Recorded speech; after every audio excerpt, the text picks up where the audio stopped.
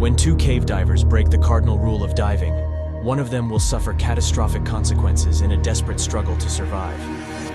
This is the fatal breakdown of the Agen Allwedd Tragedy. True cave explorers are a different breed. These adventurers are truly seeking a once-in-a-lifetime discovery by finding passages or caves that have never been seen before.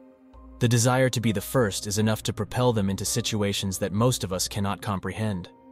Martyn Farr and Solari were just this type of caver. They were exploring the most extensive cave systems in the UK, with the hope of extending the known passages beyond what was currently mapped. Both Martyn and Roger were fairly experienced for their ages. At just 23 and 26 years old, they had been dry caving for nearly a decade, but had only advanced to cave diving in the last 3 years. In 1974, Martyn and Roger would be teaming up to expand mapping of the Agen Allwedd cave system in South Wales. Recently, a well-known major explorer, John Parker, had left exploration after discovering the existence of a third sump in one of its longest passages. A sump is a tunnel in a dry cave which dips down in elevation and is water-filled. If the sump is very short, cavers may just hold their breath and attempt to swim through. Longer sumps require full scuba diving gear to get through. The complexities and dangers of dry caving are severely magnified when cave diving is added to the mix. Martyn and Roger were planning to go beyond the two sumps which had previously been discovered and check out the new third sump. On their planned trip in May, Martyn had to go solo because Roger had hurt his knee. A solo trip always comes with more danger, because there's no one to help or call for assistance if you get in trouble. Martyn knew the risks, but he was determined to get through the third sump to see what was on the other side. Just getting to the third sump was a massive feat in itself. The cave hike through a maze of tunnels, boulder chokes, and squeezes lasts for hours. It's nearly a mile into the cave to come to the 3 sumps. A caver must carry in diving equipment, including a couple of air tanks per person. Each tank has to be pushed through the tight passages and boulder chokes in the main path. A boulder choke is an area where rock falls have blocked the tunnel with large rock which cannot be moved. Smaller pieces have been moved away, leaving a largely blocked path. Cavers would have to push their equipment through the hole, then squeeze and contort their bodies through afterward. This grueling trek would exhaust most men, but not Martyn Farr. He was electric with excitement about what might be beyond Sump 3. When he made it to the first sump, he had already traveled over 4,000 feet of tough stoops, low crawls, and tight squeezes in the southern stream passage. Moving through the first 2 sumps would be fairly easy going for Martyn, since they were about 250 feet and 85 feet long dives. No matter the length, it is still quite a challenge to swim through tight underwater tunnels, only to come up in small open pools, which lead to even more unknown paths. The third sump was much longer, and no one had been completely through it yet. Martyn hoped to have enough air to make it to the end, but had no idea what may lay beyond.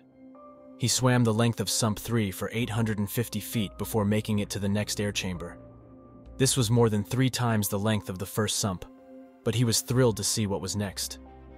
Martyn left his diving equipment at the bank of Sump 3, then followed the path around many twists and turns. This long path zigzagged back and forth for 1,800 feet, the length of 5 football fields. When Martyn came around the next corner, he was amazed to see the pool of another sump. He knew that he would not be able to enter the water on this visit. His air tank back at Sump 3 would only be enough to get him back through the 3 dives he already had to do to get out of this tunnel. He was a mile away from the exit, and would have to spend the next 4 or 5 hours working his way back out. As soon as he was back on the surface, he contacted Roger to plan the next visit. They would need to bring an extra air tank each to explore the 4th sump in this cave system. Roger was feeling the same thrill as Martyn at considering what might be on the other side. It takes a special kind of cave mind to see this as an exciting adventure. The plan was to trek more than a mile, including dives through 4 narrow tunnels of water, to enter an unknown cave or air pocket on the other side. It honestly would frighten most people to even imagine the trapped feeling that would envelop you after dozens of tight pushes and long dives, trapping you deeper and deeper into the cave. On June 15, 1974, Roger and Martyn made their way through the path that Martyn had visited just weeks before. Before entering Sump 3, they had each changed to a fresh set of air cylinders, leaving the partially used tank on the bank for the trip back. They had carried 3 tanks apiece into the dark cave, and would be starting the Sump 3 dive with 2 full tanks each. They were both feeling the excitement as they exited Sump 3. The new pathway was a first for Roger, and the men felt the energy of exploration during the 1,800-foot trek. They moved slowly and methodically to avoid damaging their essential diving equipment. As they approached the sump pool and set down their equipment, a sudden depressing dread fell over the both of them. The electric mood of just a few minutes ago had faded to a somber silence. They were both still eager to get on with the dive, but somehow this change in mood was palpable to the both of them.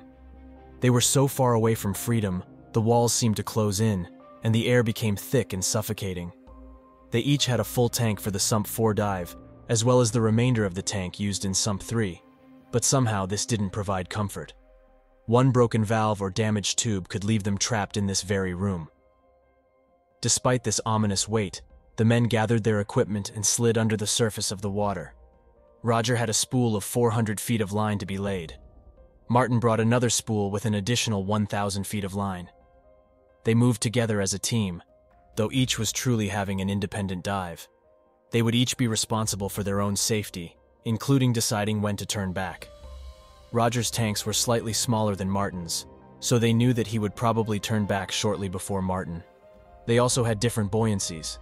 Roger was positively buoyant and floated towards the top, while Martyn was negatively buoyant and sank towards the bottom. They moved through the newly discovered sump, slowly turning their bodies to fit through the narrowest sections. They found themselves going deeper and deeper as the line was laid. It was certainly no time for panic. Roger's reel ran out of line at 400 feet. At this point, Martyn tied in his line and could see that Roger was suffering from sinus issues again. Roger had experienced this many times before, but he was not willing to let this pain stop him from this important discovery. He pressed on and followed as Martyn laid the next 100 feet of line. During this portion of the dive, Martyn was consciously breaking the cardinal rule of diving. The rule of thirds was established as a safety threshold for when to turn back in a dive. If you use 1/3 of your air going out on a dive, you would need to use 1/3 coming back. Then keep 1/3 in reserve for emergencies. He had already used his first third of air and should have turned back when Roger's line ran out. Knowing that Roger had less air, he assumed that Roger had reached thirds and was already headed back to the water surface of Sump 4. But Martyn's curiosity had gotten the better of him. In a dangerous move, he pushed on until he came to a gravel wall of rock. This seemed like clear evidence that he may be coming to the end of the sump, and an air pocket would be above.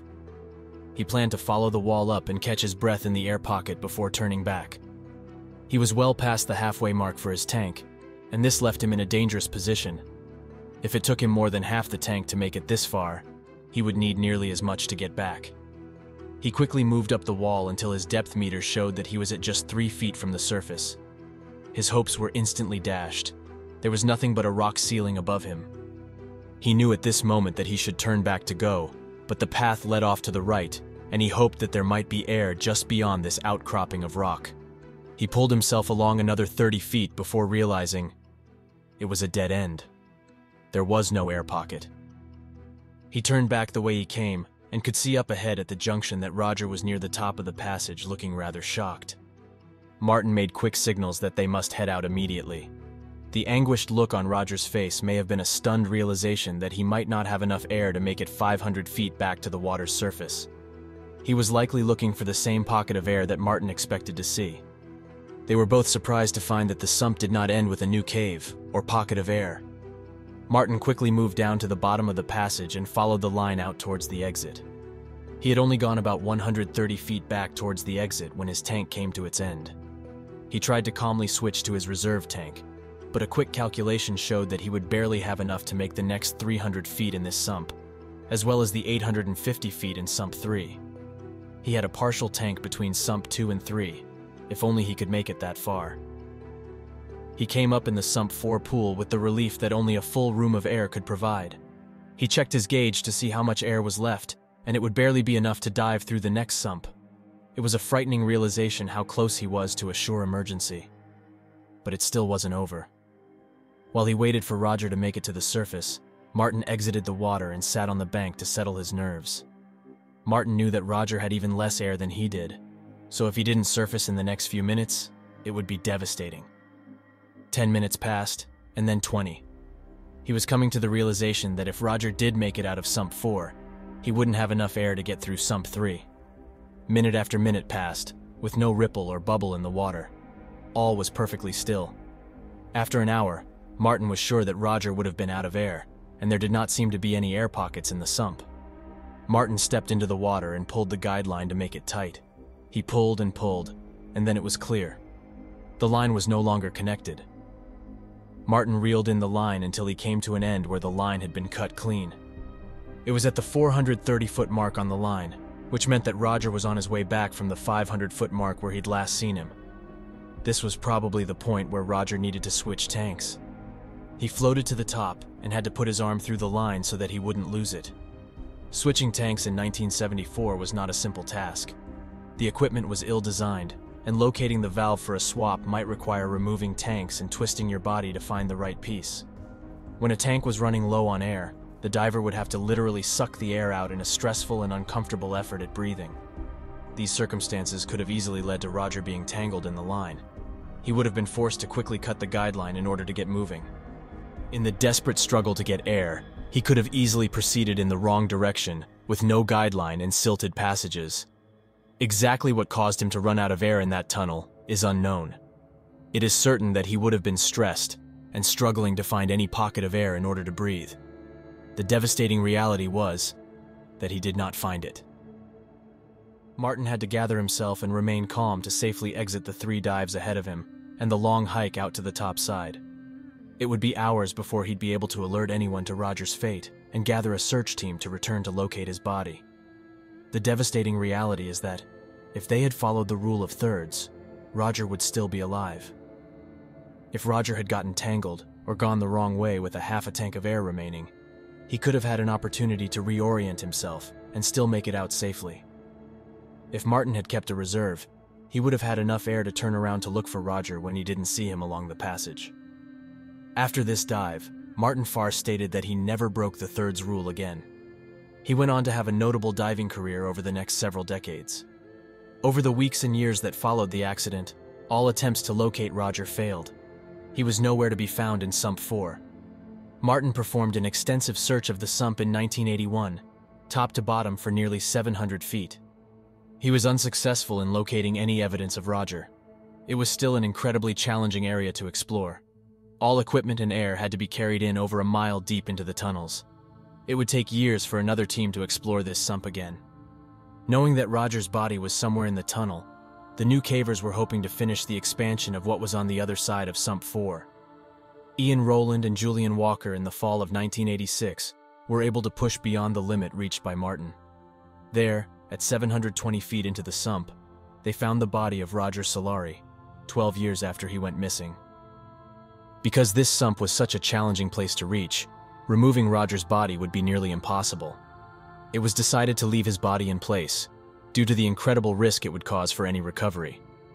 In the following year, Ian Walker made another grueling trip through Sump 4, discovering its actual terminus in 1987. He had to travel a full 875 feet through tight passages underwater, passing Roger's body as he went, to reach the end of the sump. He finally found the elusive air pocket that everyone had been seeking. This cave is the final stop for this path. There was no linkage to any other tunnel or cave system. This terminal cave was aptly named Against All Odds Chamber. The entrance to this cave system is now locked, and the key is only available to experienced cavers with approved permission.